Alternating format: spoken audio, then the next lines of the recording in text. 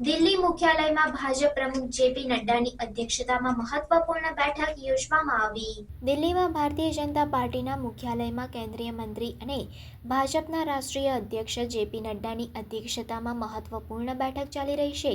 આ ઉચ્ચસ્તરીય બેઠકમાં આવનારી ચૂંટણી માટેની વ્યૂહરચના અને મુખ્ય સંગઠનાત્મક મુદ્દાઓ પર ચર્ચા કરવામાં આવી રહી છે। આ બેઠક જે દિવસની શરૂઆતમાં શરૂ થઈ હતી તેમાં વરિષ્ઠ ભાજપના નેતાઓ જેમાં ઘણા કેન્દ્રીય મંત્રીઓ અને રાજ્યના પાર્ટી પ્રમુખો સામેલ છે।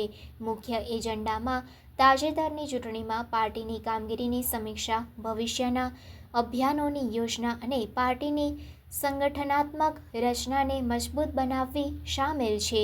જેપી નડ્ડાએ તેમના પ્રારંભિક ભાષણમાં પાર્ટી સભ્યો વચ્ચે એકતા અને સંકલનના મહત્વ પર ભાર મૂક્યો। તેમણે જણાવ્યું, અમારા સામૂહિક પ્રયાસો અને સમર્પણ અમારા લક્ષ્યો હાંસલ કરવા માટે મહત્વપૂર્ણ છે।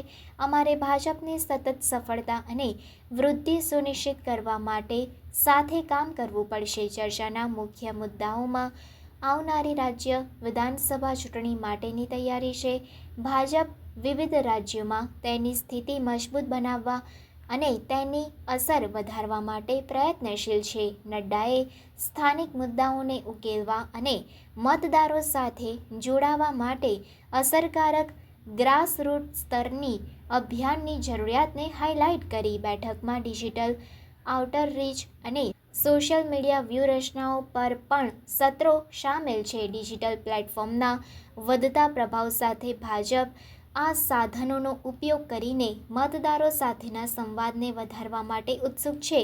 ડિજિટલ માર્કેટિંગ અને સોશિયલ મીડિયા નિષ્ણાતો પાર્ટી સભ્યોને માહિતી અને તાલીમ પ્રદાન કરશે।